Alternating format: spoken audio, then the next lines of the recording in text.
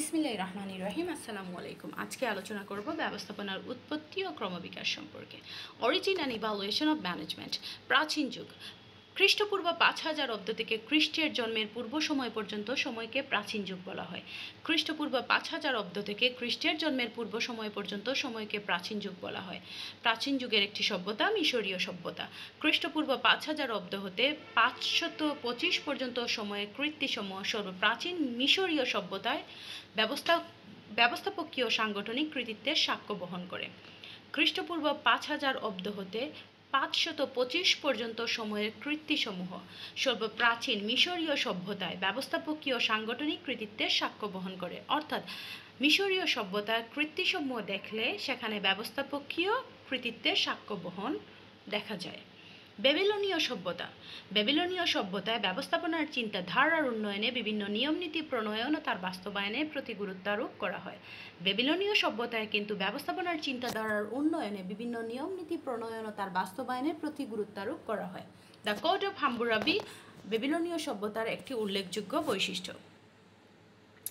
Hebrew সভ্যতায় হযরত মুসা আলাইহিসসালামের ভূমিকা ব্যবস্থাপনার শাস্ত্রের উন্নয়নে অবদান রাখে।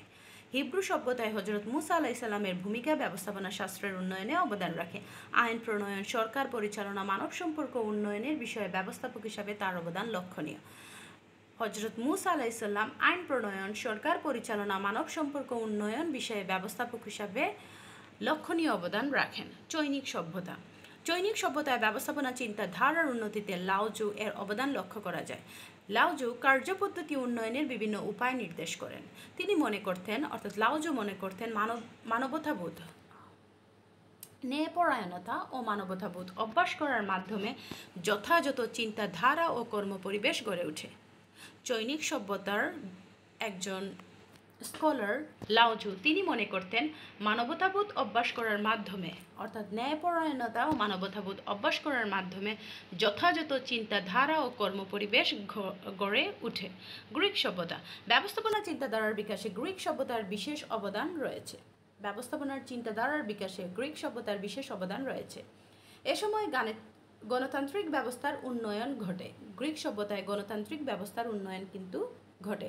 বিশেষায়ন ও শ্রম বিভাগের ব্যাপক প্রচলনও গ্রিক সভ্যতায় লক্ষ্য করা যায়। দার্শনিক প্লেটো একজন ব্যক্তিকে তার যোগ্যতা অনুযায়ী একটি কাজ অর্পণ করার কথা বলেছেন। দার্শনিক সক্রেটিস বিশ্বাস করতেন ব্যবস্থাপনা একটি সর্বজনীন বিষয় এবং এটি একটি স্বতন্ত্র পৃথক কাজ। মধ্যযুগ খ্রিস্টের জন্মের সময় থেকে 1750 সাল পর্যন্ত সময়কে মধ্যযুগ বলা হয়। মধ্যযুগে বিশ্বব্যাপী সামন্তবাদের ব্যাপক প্রচলন লক্ষ্য করা যায়। সামন্তবাদ মানে হচ্ছে জমিদারি প্রথা। এ সময় উৎপাদন ব্যবস্থাপনায় তেমন কোনো উল্লেখযোগ্য উন্নয়ন ঘটেনি। এর ফলে ব্যবস্থাপনা শাস্ত্রেরও উন্নয়ন হয়নি। মধ্যযুগে যারা ব্যবস্থাপনা শাস্ত্রের উন্নয়নে অবদান রাখেন তাদের সম্পর্কে নিম্নে সংক্ষেপে আলোকপাত করা হলো। আল ফারাবি 900 খ্রিস্টাব্দে আল ফারাবি লিখিতভাবে রাষ্ট্রীয় ব্যবস্থাপনা সম্বন্ধে আলোকপাত করেন। কত সালে আল ফারাবি লিখিতভাবে রাষ্ট্র ব্যবস্থাপনা সম্পর্কে আলোকপাত করেন? 900 খ্রিস্টাব্দে। তিনি তার লেখনীতে নেতৃত্বের জন্য প্রয়োজনীয় গুণ এবং দোষসমূহ তুলে ধরেন।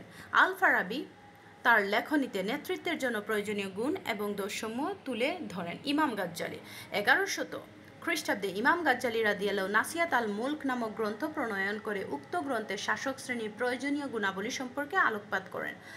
1100 খ্রিস্টাব্দে ইমাম গাজ্জালি রাদিয়াল্লাহু নাসিয়াত আল মুলক নামক গ্রন্থ প্রণয়ন করে উক্ত গ্রন্থে শাসক শ্রেণীর প্রয়োজনীয় গুণাবলী সম্পর্কে আলোকপাত করেন। তিনি বলেছেন রাজার আচরণ এমন হওয়া উচিত যাতে তার মৃত্যুর পর রাজা প্রজা সবাই তাকে হারানোর বেদনা অনুভব করে। ইমাম গাজ্জালি 1100 খ্রিস্টাব্দে ইমাম গাজ্জালি রাদিয়াল্লাহু নাসিয়াত আল মুলক নামক গ্রন্থ প্রণয়ন করেন। নাসিহাত আল মুলক নামক গ্রন্থকে প্রণয়ন করেন ইমাম গাজ্জালি কত সালে? 1100 সালে। নাসিয়াত আল মুলক নামক গ্রন্থে তিনি বলেছেন শাসক শ্রেণীর প্রয়োজনীয়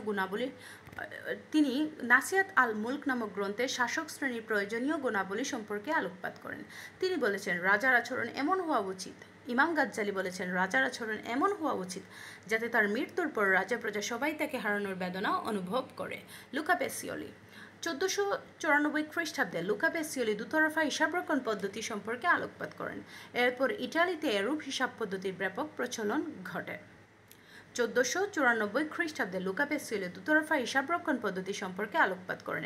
এরপর ইটালিতে এরূপ হিসাব পদ্ধতির ব্যাপক প্রচলন ঘটে। টমাস মুর 1500 খ্রিস্টাব্দে তিনি ইউটোপিয়া নামক গ্রন্থ রচনা করেন। থমাস মুর 1500 খ্রিস্টাব্দে ইউটোপিয়া নামক গ্রন্থ রচনা করেন। তিনি মনে করতেন ব্যবস্থাপনার উন্নয়নের মাধ্যমে অপচয় রোধ করে উৎপাদনশীলতা বৃদ্ধি সম্ভব। থমাস মুর মনে করতেন ব্যবস্থাপনার উন্নয়নের মাধ্যমে অপচয় রোধ করে উৎপাদনশীলতা বৃদ্ধি সম্ভব। শিল্প বিপ্লবকাল 1750 থেকে 1850 সাল পর্যন্ত সময়কে শিল্প বিপ্লব কাল বলা হয়। শিল্প বিপ্লবের ফলে উৎপাদন ব্যবস্থায় ব্যাপক পরিবর্তনের সাথে তাল মিলিয়ে ব্যবস্থাপনা শাস্ত্রের যথেষ্ট অগ্রগতি ঘটে। শিল্প বিপ্লবের ফলে উৎপাদন ব্যবস্থায় ব্যাপক পরিবর্তনের সাথে তাল মিলিয়ে ব্যবস্থাপনা শাস্ত্রের যথেষ্ট অগ্রগতি ঘটে। শিল্প বিপ্লবের ফলে কিন্তু উৎপাদন ব্যবস্থায় ব্যাপক পরিবর্তন সাধিত হয়। এর ফলে ব্যবস্থাপনা শাস্ত্রেরও অগ্রগতি ঘটে। সর্বপ্রথম ব্রিটেনে এবং পরে ইউরোপ ও আমেরিকায় ঘটে যাওয়া এ বিপ্লবকালে ব্যবস্থাপনা শাস্ত্রের উন্নয়নে যারা গুরুত্বপূর্ণ অবদান রাখেন তাদের সম্পর্কে নিম্নে সংক্ষেপে আলোকপাত করা হলো। জেমস স্টিওয়ার্ট 1767 সালে কত সালে 1767 সালে স্যার জেমস স্টিওয়ার্ট রাজনৈতিক ও অর্থনৈতিক বিষয়ে তার একটি গ্রন্থ প্রকাশ করেন। কত সালে জেমস স্টিওয়ার্ট রাজনৈতিক ও অর্থনৈতিক বিষয়ে একটি গ্রন্থ প্রকাশ করেন? 1767 সালে স্যার জেমস স্টিওয়ার্ট রাজনৈতিক ও অর্থনৈতিক বিষয়ে একটি গ্রন্থ প্রকাশ করেন। এতে ক্ষমতার উৎস সম্পর্কে তথ্য প্রদান করা হয়।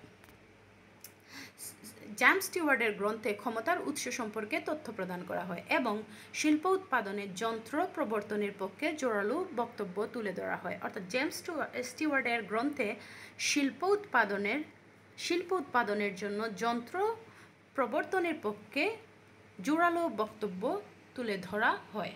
অ্যাডাম স্মিথ 1772 সালে অর্থনীতি শাস্ত্রের জনক অ্যাডাম স্মিথের ওয়েলথ অফ নেশন নামক গ্রন্থ প্রকাশিত হয়।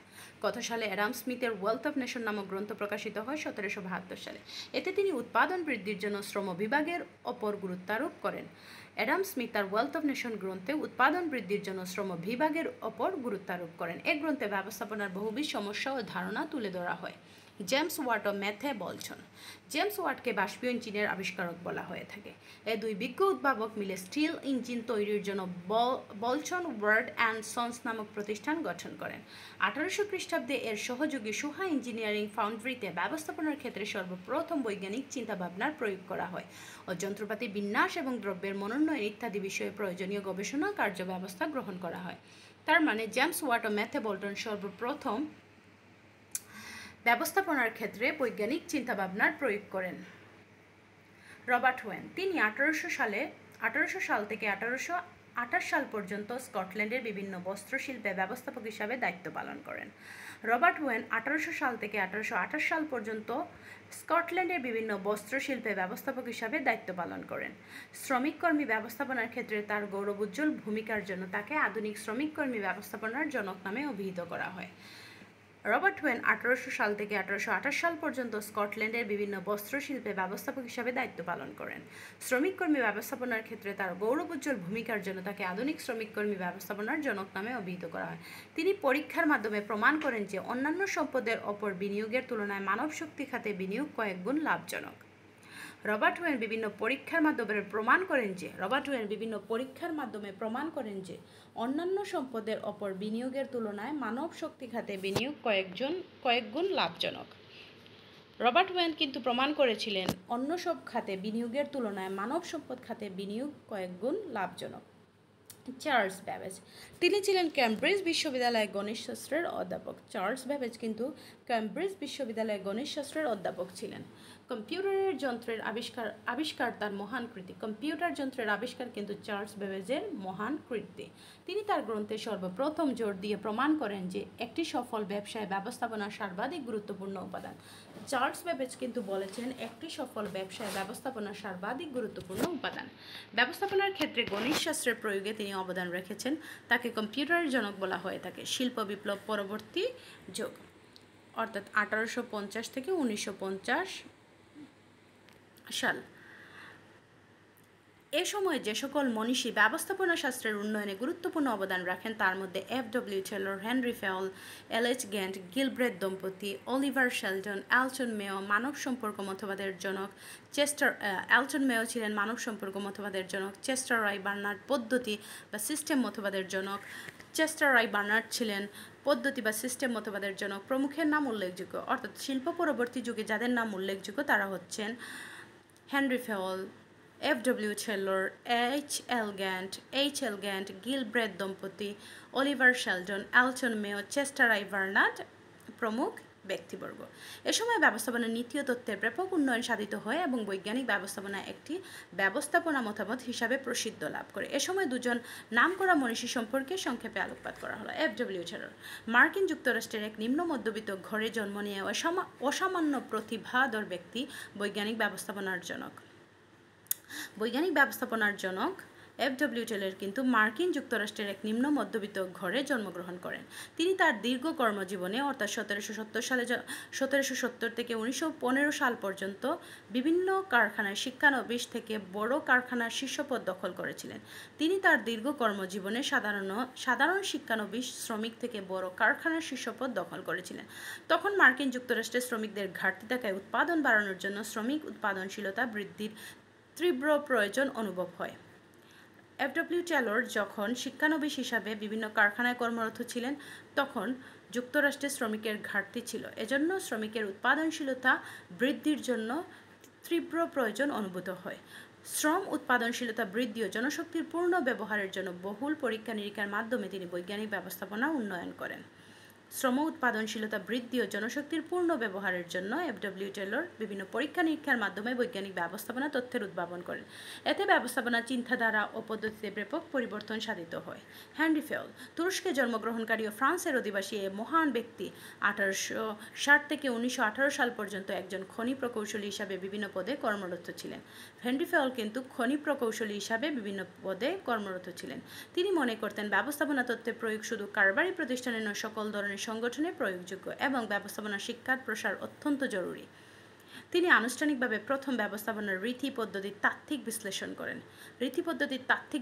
করেন। ব্যবস্থাপনার রীতি পদ্ধতির তাত্ত্বিক বিশ্লেষণ করেন আনুষ্ঠানিকভাবে হেনরি ফেওল।